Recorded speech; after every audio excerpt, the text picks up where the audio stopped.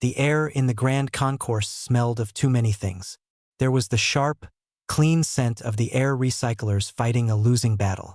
Underneath it was the warm, wet smell of the Vorlons, like damp soil. There was also a faint, spicy odor from the Zran, and a dry, dusty smell from the Tvki. Delegate Parkme sat in the middle of this strange mix of smells. She kept her back straight and her hands resting on the cool surface of the data slate in front of her. The table was a giant circle, large enough to fit delegates from the 12 major species of the Galactic Council. The room itself was massive, a clear dome showing the star-dusted blackness of space. Ships glided silently past, their lights blinking. It was a view meant to inspire unity and big thoughts. Right now, it just made me feel very small and very far from home. Across from her, the lead Tvki negotiator clicked its mouthparts. Its name was unpronounceable to humans, so me thought of it as Speaker. Speaker's body was covered in hard, brown plates. Its 4 black eyes reflected the room's soft light. It was agitated. Me could tell by the rapid tapping of one of its 6 legs against the floor. The stellar charts are clear, Speaker's mechanical translator voice said. It was a flat sound without feeling. The Orion Rim systems were mapped by the Tvki first expansion. Your mining operations there are theft. They must stop. The systems and all that is in them will be returned to Tvki control. Me had heard this argument for 3 long days. She glanced to her right. Her aide, Kim Jun, was watching his own screen. He was young, with a sharp mind for languages and law. He caught her look and gave a tiny, almost invisible shake of his head.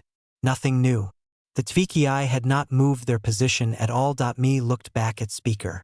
Delegate, as we have shared, humanity's claim is based on discovery and development of unoccupied worlds. Your charts are millennia old.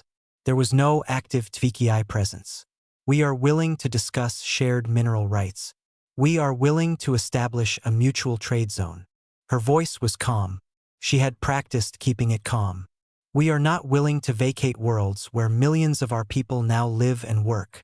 Next to Speaker, the Zran delegate shifted in its seat.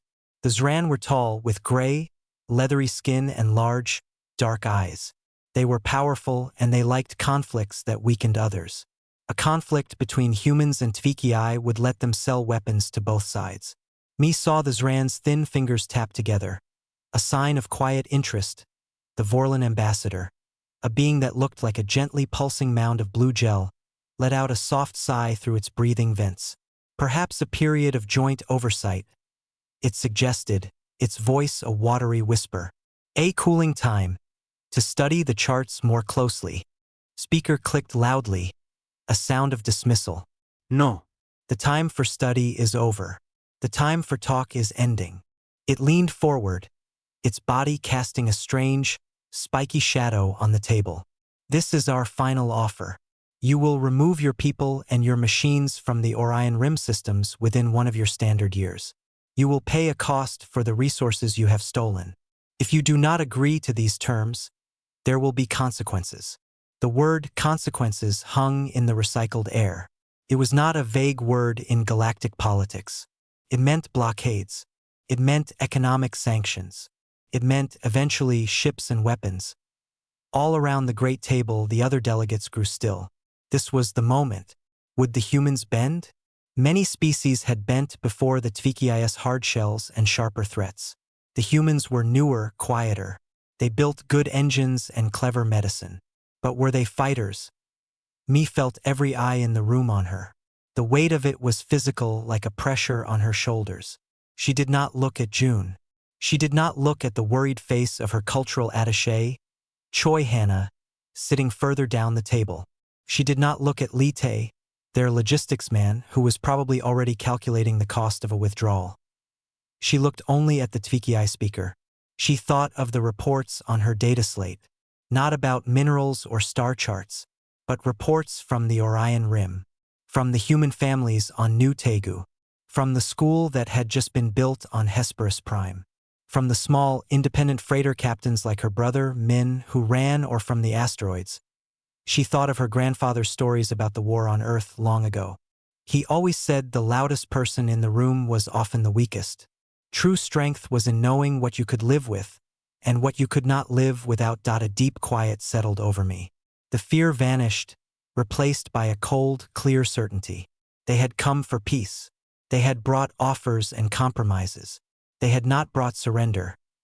Very slowly, she reached out and pressed the power button on her data slate. The screen went dark. The soft hum from its core faded. The sound was tiny, but in the silent room, it was like a door closing. She stood up. The movement was smooth, not sudden. Her chair did not scrape. She placed her hands on the table for a moment, not leaning on them, just resting them there. "The Terran Accord," she said, and her calm voice reached every translator, "came to this council in good faith.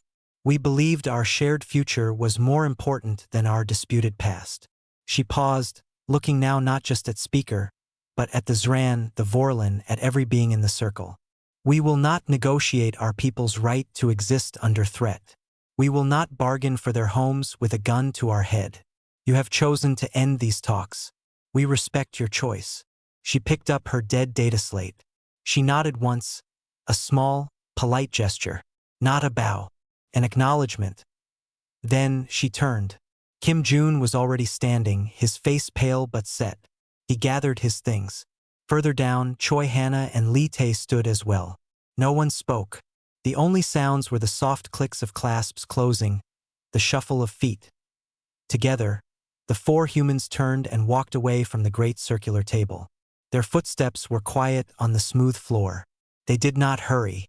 They did not look back. They walked past the stunned delegates, past the hovering recording drones, toward the arched exit of the Grand Concourse. The Galactic Council watched them go. The TFI speaker clicked in confusion, then in anger. The Zran delegate's eyes narrowed, calculating. The Vorlon pulsed with a slow, sad light, and no one moved to stop them. No one called out. There was no rule against leaving. The humans simply left. The immense doors of the concourse slid open for them, revealing the bright white hallway beyond.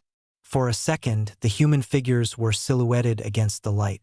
Then the doors closed, and they were gone. The room was left in a silence that was louder than any threat. The table was still full, but the emptiness where the humans had sat was now the biggest thing in the room. The silence in the Grand Concourse did not last. After the human delegates left, the silence was broken by a sharp, angry sound from the TFI speaker. It was a high-pitched click that its translator did not even try to turn into words. It was pure frustration. The Zran delegate was the first to speak with actual words. "So," it said, its voice a dry rustle, "they have run." A predictable response from a young species. Fear. The Vorlon ambassador pulsed gently. "I am not sure that was fear," it whispered. The slow thoughts formed words with care. "That was a choice." On the other side of the circle, other delegates began to talk. Some were relieved. A conflict between two medium-sized powers was messy. Others were curious.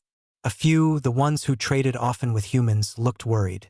But the general feeling in the vast room was that this was a temporary thing. The humans had stormed out. They would cool off. They would come back in a day or a week, ready to make a real deal. It was how things were done. The council speaker, a being from an old plant-like species, tapped a vine on the table. "The session is paused. We will reconvene when heads are cooler." The meeting was officially over for the day. Meanwhile, Park Mi and her team did not slow their walk until they were inside the human embassy annex. The annex was a series of clean, simple rooms attached to the main council structure. The door sealed behind them with a soft hiss. Only then did Mi let her shoulders drop a little. She placed the dead data slate on a table. Her hands were steady, but she felt a slight shake in her knees now that it was over. It was not fear. It was the energy leaving her body after a great effort. Kim Jun let out a long breath. "Well, that happened." He ran a hand through his hair. Lee Tae, the logistics man, was already on his personal comm device. His eyes scanned lines of data. "I have notified all human vessels in council space. Standard advisory. No movement orders yet." Choi Hannah, the cultural attaché, walked to a small window that looked out onto a garden section. Human plants grew there, green and familiar. They think we are throwing a tantrum, she said softly. They think we will come back with our heads bowed. Me nodded. She walked to a cabinet and poured a glass of water. She drank it all. They are used to two kinds of species, she said. Ones who shout and make threats and ones who give in. We did neither. They do not have a box to put that in. She put the glass down and looked at her team. Activate Contingency Odin. The room got very quiet. June, Tay, and Hannah all looked at her. They knew the phrase. Every human diplomat knew it. But it had never been used. It was history. It was a lesson from a century ago. Are we sure? Li Tay asked. His voice was calm, professional. They gave us an ultimatum, Tay, Mi said. They declared the talks over. Our only remaining move to show we mean what we say is Odin. We do not threaten. We act. Kim Yoon Sdalovet. Then he nodded. He moved to a secure terminal on the wall. It was a simple thing with a physical key. He took a key from around his neck and inserted it. He typed a code. Then he looked at me. She gave a single nod. June pressed the final button. There was no loud alarm. No flashing light. In the embassy annex, nothing changed. But a signal, tight and encrypted, shot out from the terminal. It jumped across subspace relays, moving faster than light, heading toward human space. Contingency Odin was not a call to war. It was not a signal to attack. It was something else. It was an instruction. A single, simple order. The table has been broken. Come home. On the busy trading world of Viridian Prime, Captain Kong Min was in a loud docking office. He was arguing with a Zran freight manager. The Zran was big, its gray skin marked with old scars. It wanted a higher fee for unloading the Gwangju Star's cargo of agricultural machinery.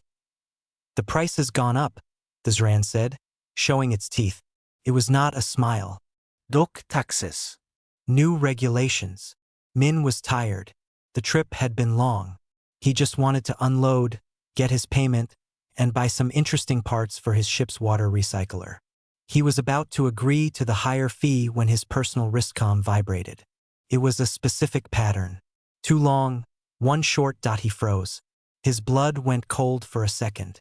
He had trained for this. Every human captain in deep space had. He thought it was just a drill they would never use. He looked down at the comm. A single code word flashed. Odin. Min's friendly, tired face went blank. All expression left it. He looked back at the Zran manager. Forget the price, Min said, his voice flat. Offload non terran cargo. Now, you have 1 hour. Anything left on my ship after that becomes Terran salvage. The Zran blinked its large dark eyes.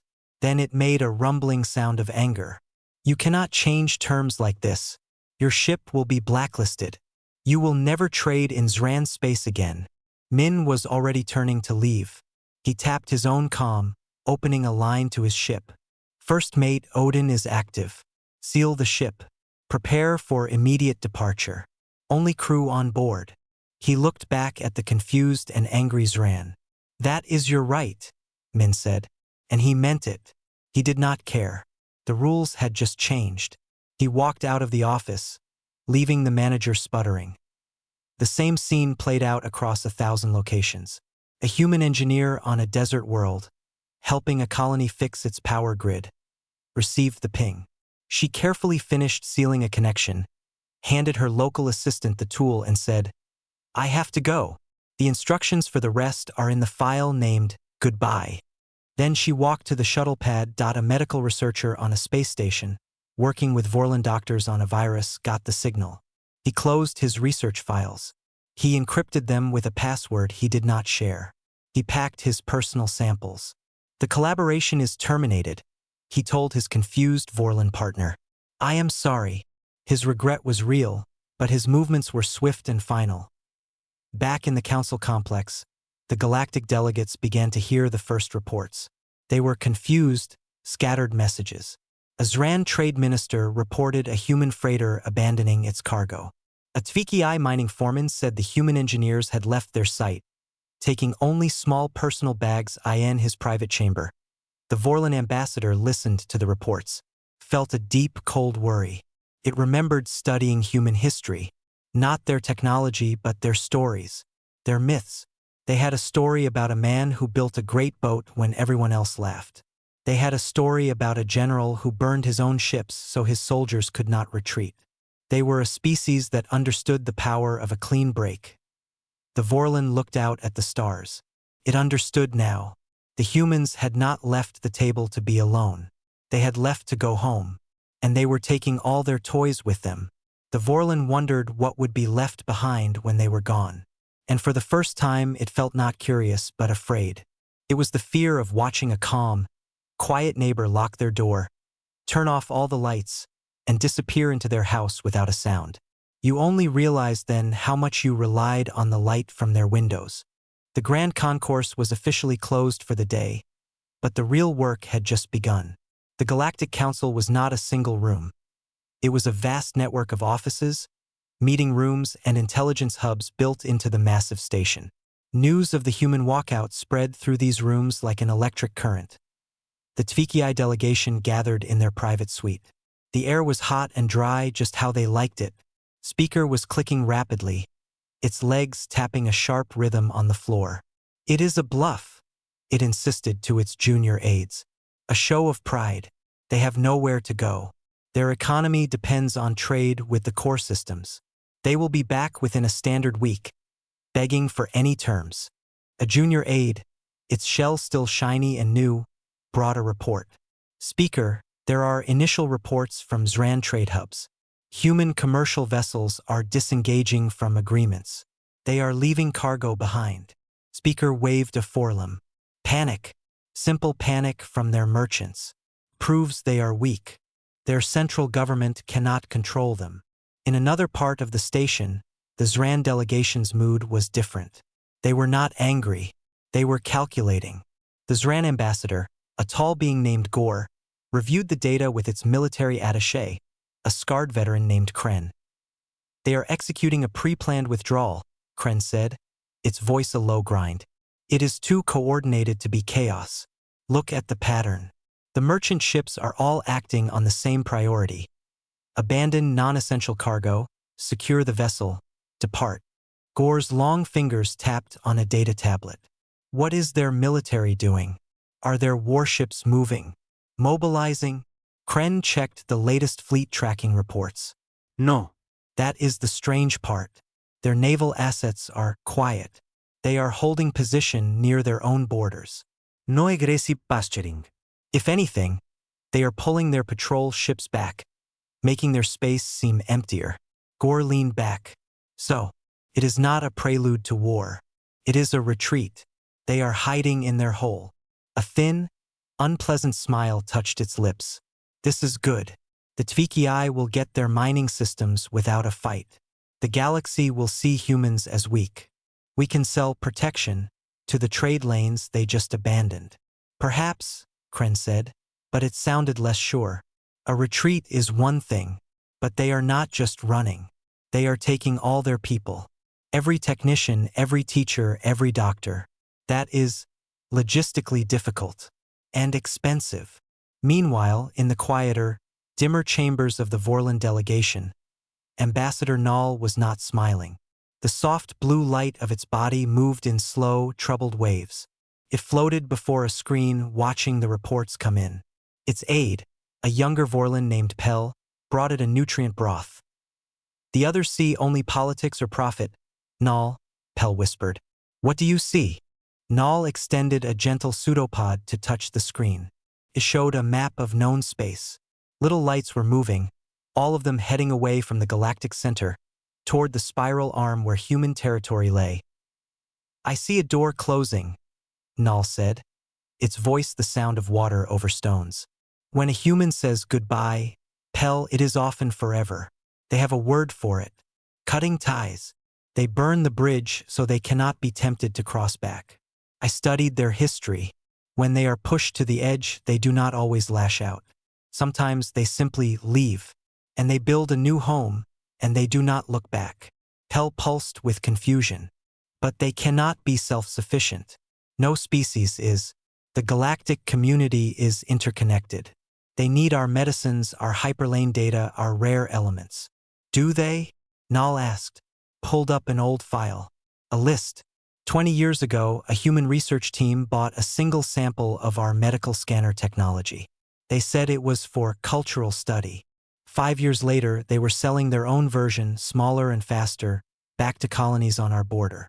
They did not steal it. They understood it, and then they built their own. Nal turned to its aide. What have we bought from them recently, Pell? Pell accessed the trade database. Engine parts, navigation software, terraforming bacteria, specialty alloys for star drive containment. And have we ever bought a second version of the same thing from them? Nal interrupted. Pell checked. The water in its body went still. No. Ambassador, we buy it once. Then our own scientists try to copy it. Sometimes we succeed. Often we do not, but we never buy the same tool twice. Exactly, Nal said, the light in its body dimming with dread. We are borrowers. They are learners. We thought we were the wise elders, giving them access to our galaxy. But what if they were just visiting the library? And now they have decided to leave the library and go home to write their own books. The idea was so large and so terrible that Pell could not speak for a moment. It was not about war. It was about absence. On the human embassy annex, Park Mi was in her small office. She had changed from her formal delegate's clothes into a simple, comfortable jumpsuit. She was not packing decorations or souvenirs. She was wiping the data from her terminals, not destroying it, but sealing it away behind layers of encryption that only someone on Earth could ever unlock. Kim Jun entered. The last of the non-essential staff are on the shuttle. It departs for the nearest human starliner in an hour. The annex will be just the 4 of us after that. Mi nodded. Good. And the message buoy? Ready to deploy when we leave, June said. The message is recorded. He hesitated. It's a very simple. It should be, Mi said. Complexity is for conversation. We are done talking. The message was indeed simple. It was a loop, to be broadcast from a small buoy they would leave floating near the council station. It said, in a calm, clear voice in all major galactic languages, Terran Accord space is closed to all non-essential traffic until further notice. For emergency or humanitarian inquiries, please use the designated frequency. We wish peace and prosperity for all species. Goodbye. June looked out the window at the garden one last time. The plants would die when the life support shut off. Do you think they understand yet? He asked. Mi finished her work and stood up. She looked tired, but her eyes were clear. No. They understand threats and deals. They understand anger and fear. They do not understand walking away. Not like this. Not when you have somewhere else to go. She picked up a single picture from her desk. It was of her family standing on a beach on Earth. She put it in her pocket. Let's go. Our ride home will be here soon. As they left the office, the first major shock hit the council stations. The main communication hub reported a sudden, total drop in civilian data traffic from human space. The social networks, the entertainment feeds, the public research bulletins, all of it went silent. It was as if a constant, quiet background hum that no one had even noticed had suddenly stopped in the Zran strategy room. Gore looked at the blank screen where human news channels had been. What is this?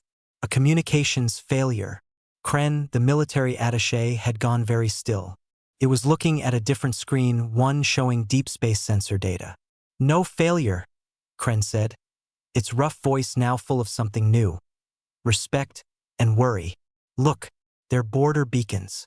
The ones that guide ships through the hyperlane routes. They are changing their signal. It is not a welcome signal anymore. It is a simple, repeating location ping. A lighthouse, and it is only broadcasting one way, inward toward their own space. They are not looking out anymore. They are just marking the edge of their home. For the first time, Ambassador Gore felt a chill that had nothing to do with the room's temperature. It was the cold feeling of being locked out. The humans had not just left the table. They had left the building, and they had turned off all the lights on their way out. A standard year passed. The galaxy had adjusted, but it was a poorer, quieter, and more difficult place. The human absence, as it was now called, was a permanent fact of life. It was studied in economics classes as a case of catastrophic interdependence failure. Children learned about humans the way they learned about ancient, fallen empires. A people of great skill who had chosen to leave on Earth, and across the scattered human worlds, life continued. The news from the Galactic Council was just a faint whisper, a distant drama that no longer touched daily life. People worked, families grew, ships traveled safely within their own borders. The sky was just the sky again, not a highway for 1,000 different species. In a small coastal city named Busan on Earth, Captain Kong Min sat in a cafe. The smell of salt and coffee filled the air. Across from him sat Choi Hannah, the former cultural attaché. She stirred her tea, watching the sea crash against the walls below. "It's strange," Min said. He was wearing simple clothes, not a captain's uniform. His ship, the Gwangju Star, was docked at a nearby orbital station, undergoing maintenance. For months, I kept waiting for the alarm, for a call to action, for the war to start. Hannah smiled a little. "What war? There was no war." "Exactly," Min said, shaking his head. "That's the strange part. We just came home, and everything here was fine, better than fine. The ports were busy with our own trade. New ships were being built in our own yards with our own designs. No one was panicking." Hannah looked out at the water. "I think that was the point, Min. We weren't running to safety. We already were safe. We were just reminding everyone where home was." She sipped her tea. "I heard from Kim Jun. He's teaching now. Political theory. He uses the walkout as his main lesson." "What's the lesson?" Min asked. "That the most powerful move isn't always forward. Sometimes it's a step to the side, off the board completely. It changes the game." Meanwhile, in a clean, quiet office in Geneva, Delegate Park Mi reviewed reports. She was no longer a delegate to the Galactic Council. She had a new title, Director of Extrasolar Affairs. Her job was not to talk to the galaxy, but to listen and to decide if and when anyone deserved a response. The reports piled up. They were not declarations of war. They were pleas, formal requests for technical assistance, apologies from minor species who had followed the Council's lead, economic impact assessments from neutral worlds suffering from the broken trade networks. One report was from the Vorlon ambassador, Null. It was not a formal Council document. It was a personal philosophical essay. It discussed regret. It discussed the error of mistaking cooperation for control. It ended with a simple line, "We miss your light." Mi put the essay aside. It was meaningful, but it was not enough. Words were easy. The real change came from a place nobody expected, the Tvki.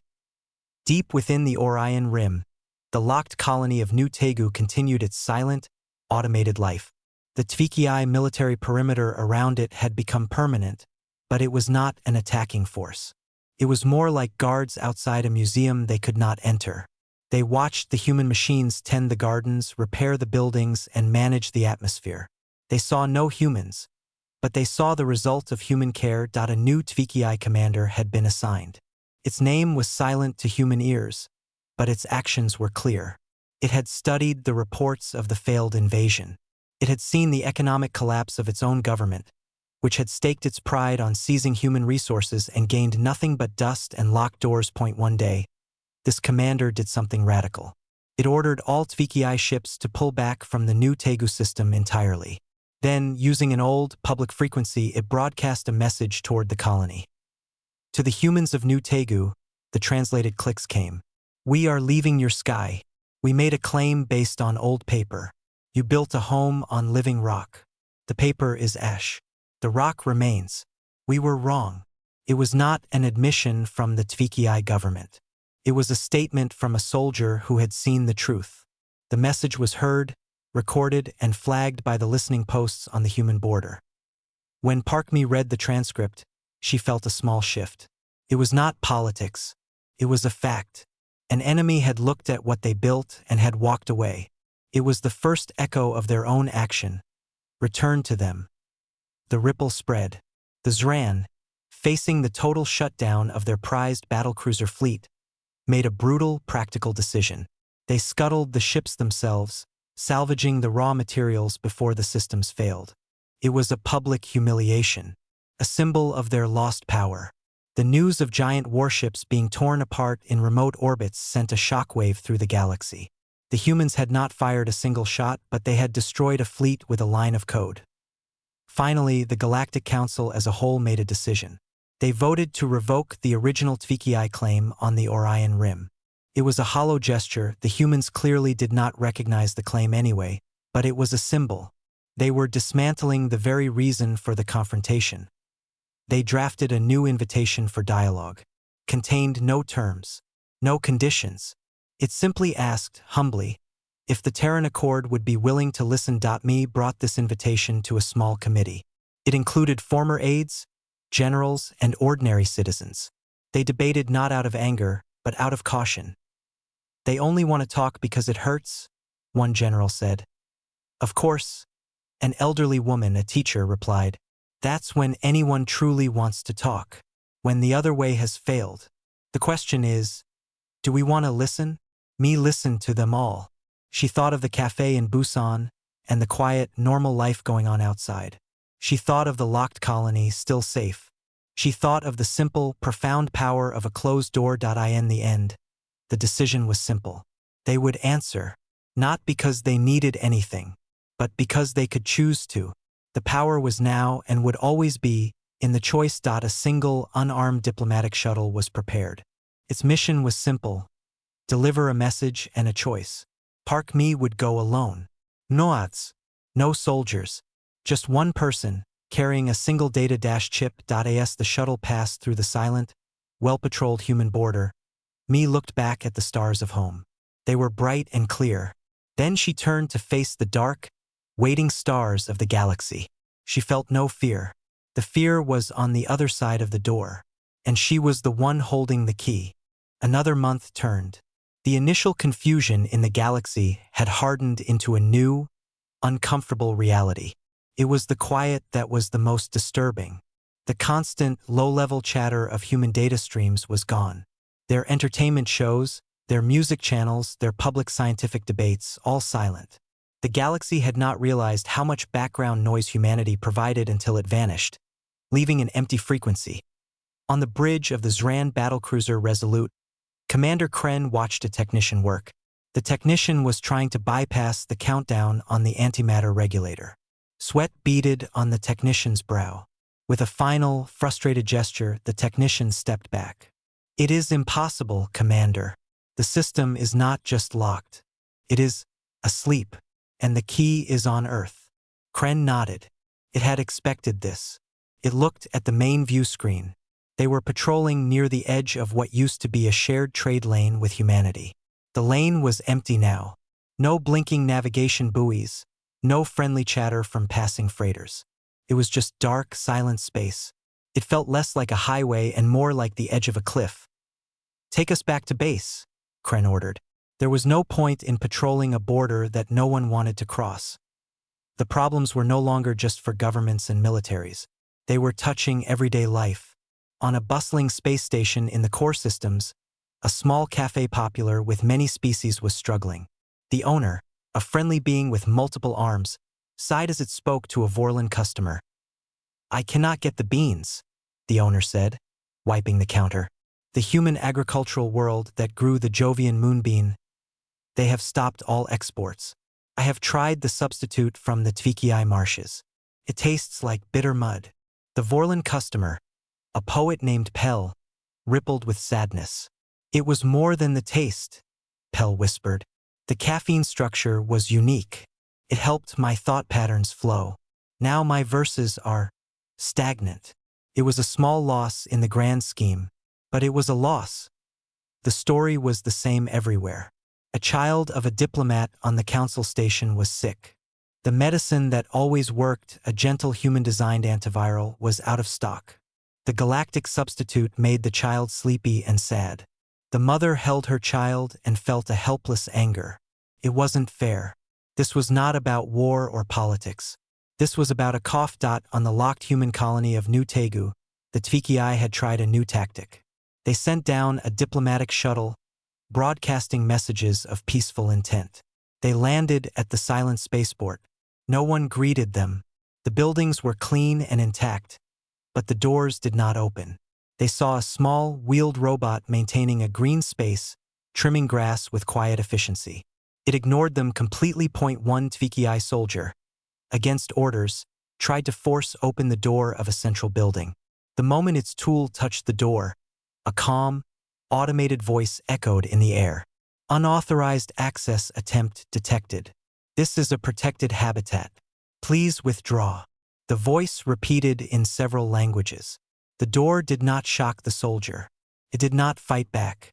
It just remained closed, as solid as a mountain.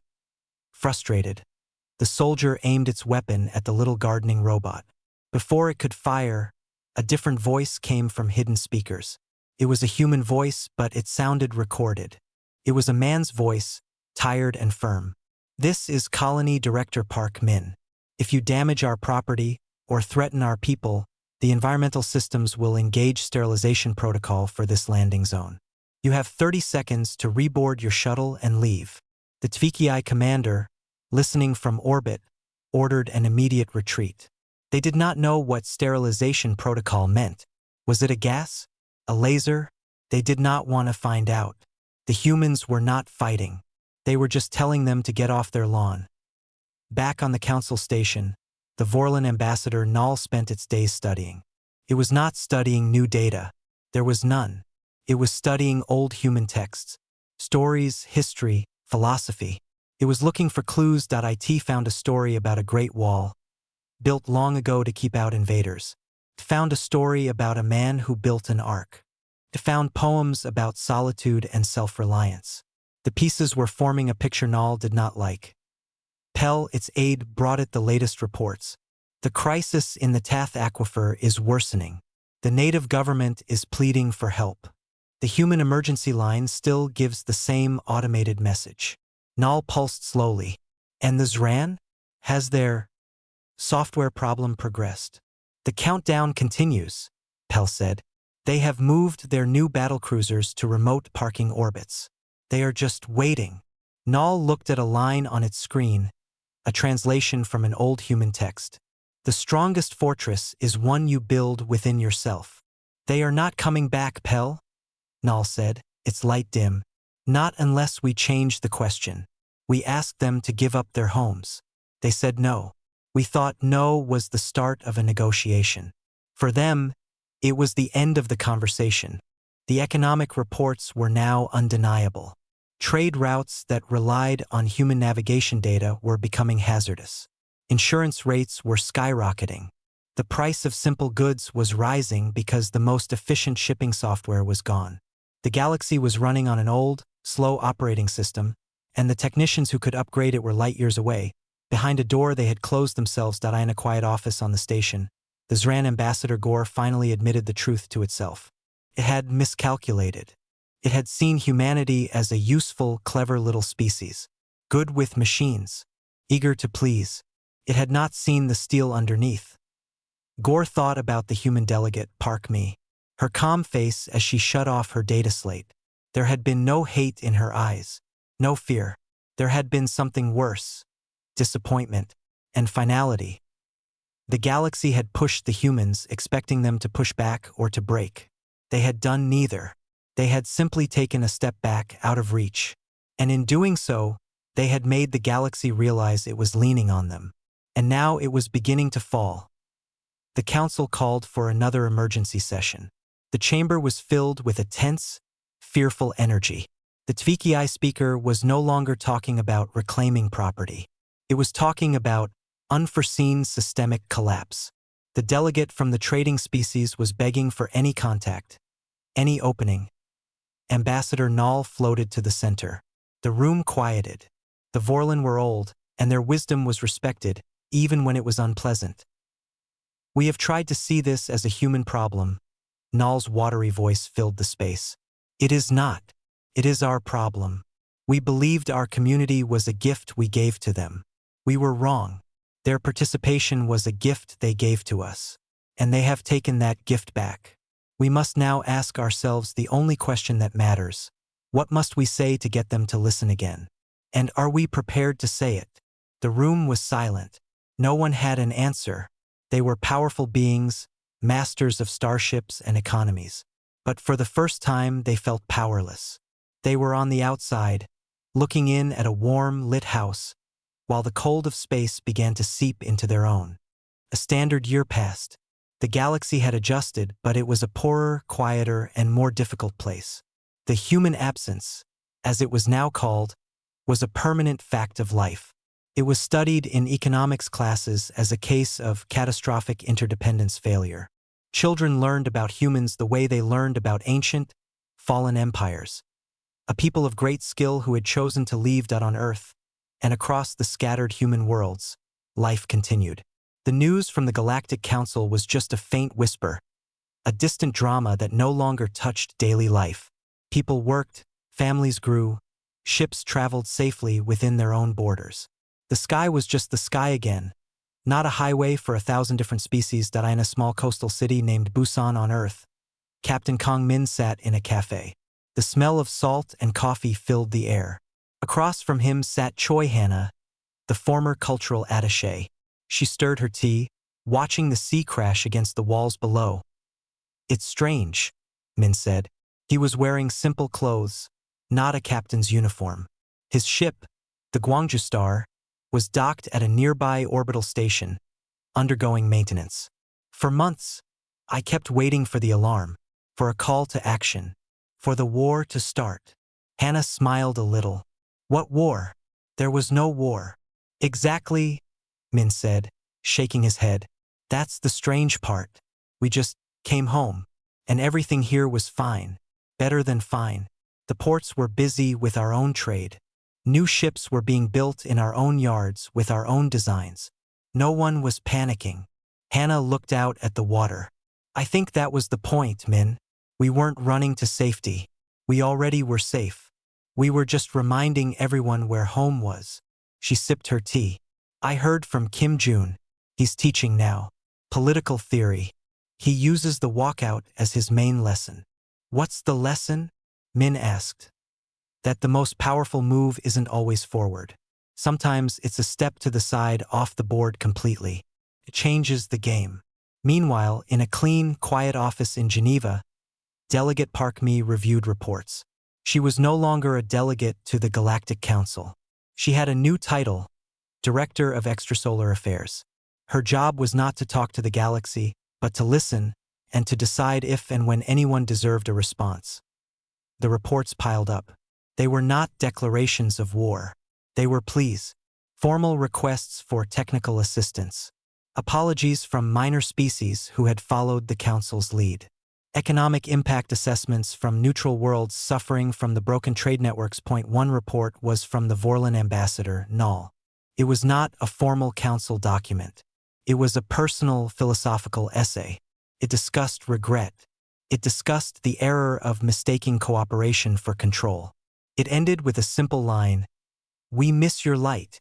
Mi put the essay aside. It was meaningful, but it was not enough. Words were easy. The real change came from a place nobody expected. The Tvki. Deep within the Orion Rim, the locked colony of New Tegu continued its silent, automated life. The Tvki military perimeter around it had become permanent, but it was not an attacking force. It was more like guards outside a museum they could not enter. They watched the human machines tend the gardens, repair the buildings, and manage the atmosphere. They saw no humans, but they saw the result of human care. A new Tvki commander had been assigned. Its name was silent to human ears, but its actions were clear. It had studied the reports of the failed invasion. It had seen the economic collapse of its own government, which had staked its pride on seizing human resources and gained nothing but dust and locked doors. One day, this commander did something radical. It ordered all Tvki ships to pull back from the new Tegu system entirely. Then, using an old, public frequency, it broadcast a message toward the colony. To the humans of New Tegu, the translated clicks came. We are leaving your sky. We made a claim based on old paper. You built a home on living rock. The paper is ash. The rock remains. We were wrong. It was not an admission from the HFY government. It was a statement from a soldier who had seen the truth. The message was heard, recorded, and flagged by the listening posts on the human border. When Park Mi read the transcript, she felt a small shift. It was not politics. It was a fact. An enemy had looked at what they built and had walked away. It was the first echo of their own action, returned to them. The ripple spread. The Zran, facing the total shutdown of their prized battlecruiser fleet, made a brutal, practical decision. They scuttled the ships themselves, salvaging the raw materials before the systems failed. It was a public humiliation, a symbol of their lost power. The news of giant warships being torn apart in remote orbits sent a shockwave through the galaxy. The humans had not fired a single shot, but they had destroyed a fleet with a line of code. Finally, the Galactic Council as a whole made a decision. They voted to revoke the original HFY claim on the Orion Rim. It was a hollow gesture. The humans clearly did not recognize the claim anyway, but it was a symbol. They were dismantling the very reason for the confrontation. They drafted a new invitation for dialogue. Contained no terms, no conditions. It simply asked, humbly, if the Terran Accord would be willing to listen. Me brought this invitation to a small committee. It included former aides, generals, and ordinary citizens. They debated not out of anger, but out of caution. They only want to talk because it hurts, one general said. Of course, an elderly woman, a teacher, replied. That's when anyone truly wants to talk, when the other way has failed. The question is, do we want to listen? Me listened to them all. She thought of the cafe in Busan and the quiet, normal life going on outside. She thought of the locked colony, still safe. She thought of the simple, profound power of a closed door. In the end, the decision was simple. They would answer, not because they needed anything, but because they could choose to. The power was now and would always be in the choice. A single, unarmed diplomatic shuttle was prepared. Its mission was simple: deliver a message and a choice. Park Mi would go alone. No odds, no soldiers, just one person, carrying a single data chip. As the shuttle passed through the silent, well-patrolled human border, Mi looked back at the stars of home. They were bright and clear. Then she turned to face the dark, waiting stars of the galaxy. She felt no fear. The fear was on the other side of the door, and she was the one holding the key. The arrival of the human shuttle was a quiet event. There was no fanfare, no escort. It was a simple, functional craft that requested and received standard docking clearance at the Galactic Council station. If the systems noted that it was the first human vessel to approach in over a standard year, they did not say so aloud.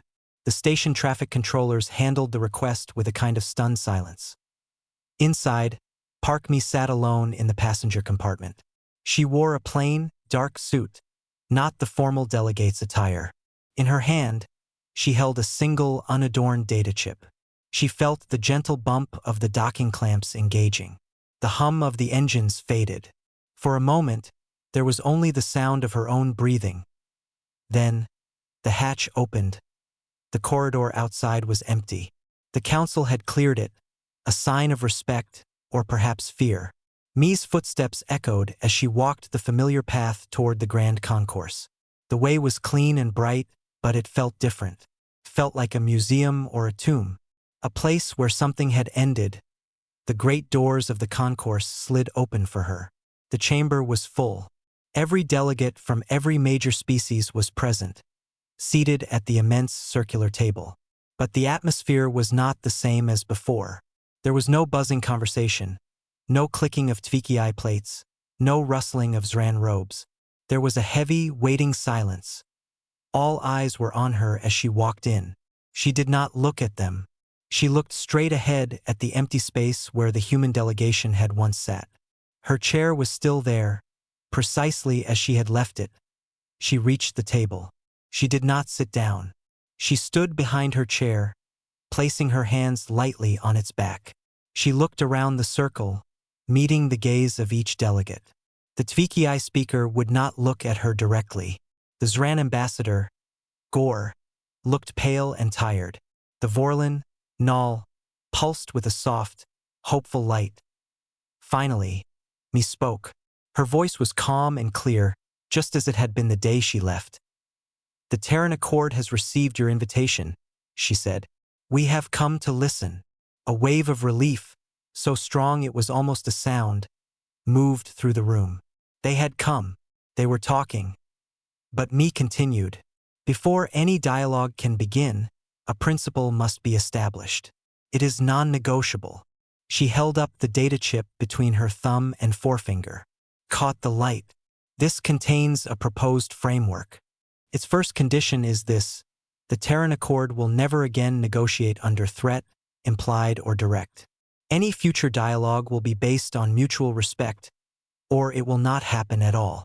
She leaned forward slightly, her hands still on the chair. You have seen what happens when we choose not to talk. You called it an absence. We call it peace. Quiet, solitary peace. We are content with it. The Zran ambassador, Gore, found its voice. It was hoarse. Your actions, the economic damage, the failed systems, it was a form of war. Me turned her head slowly to look at it. Was it? Did we attack you? Did we invade your space? Did we break a single agreement? She paused, letting the questions hang. We only took back what was ours. Our people, our knowledge, our labor. The damage you speak of was the sound of your own house settling once our supporting wall was removed. You leaned on us. We did not ask you to. The Vorlon, Null, spoke next, its voice a gentle trickle. We understand this now, Delegate Park. The lesson has been deeply learned. What is it you want? Me smiled. A small, polite thing with no warmth. We already have what we want. We have our homes. We have our peace. The question is not what we want. It is what you are willing to offer to restart a conversation you ended. She placed the data chip on the table in front of her empty chair. The framework is here. It outlines protocols for limited, specific cooperation, technical exchanges, cultural sharing. It is a small door, much smaller than the one we walked out of. She took her hands off the chair and straightened up. You will review it. You will vote on it. If you accept its terms, a new human delegation will be appointed. They will be practical people. Engineers, doctors, teachers, not politicians. They will come to fix the specific problems you identify, not to rejoin your council, not to be part of your debates, but to help, as a neighbor might help another, from a position of independence. The silence returned, deeper than before. They had hoped for a return to normal. They had hoped the humans would come back and fill the empty space, and the galaxy would be whole again. Me was offering them something else, a relationship with a fence in between, a friendly wave from across a border. And if we do not accept? The Tvikii speaker finally clicked. Its voice feebled, but Me's expression did not change. Then I will leave, and you will not see another human in this chamber for a very, very long time. The choice is yours. She gave a small, respectful nod, the same one she had given the day she walked away. Then she turned. She left the data chip glittering on the table, a tiny key to a tiny door. She walked back across the silent concourse, her footsteps echoing just as they had before. But this time, she was not walking away from a broken table. She was walking away from a choice she had given them. The power was no longer in the walking away. It was in the offer to possibly one day walk back in, but on her terms, on terms that respected the distance she had proven she was willing to keep. The grand concourse doors closed behind her. The delegates were left staring at the empty space where she had stood, and at the small, shining chip on the table. No one moved to pick it up immediately. They were all thinking the same thing. The humans had not come back. Not really. They had simply shown up to draw a line. A line that said, we are here. We are separate. You can talk to us, but you can never assume we will stay. It was not the return they had hoped for. It was something harder and stronger. It was a new reality. One where humanity was not a member of the club, but a power in its own right, content in its own yard, willing to lend a tool but never again to give away the blueprint. Outside, Park Me boarded her shuttle. As it detached from the station and turned toward home, she did not look back at the glittering council complex. She looked ahead, into the clear, open space leading back to Earth. She felt the quiet hum of the engines. She thought of the cafe in Busan, and the sea, and the ordinary, peaceful life that was waiting. They had shown they could walk away. Now they had shown they could choose freely whether or not to come back. And that, she knew, was the greatest power of all.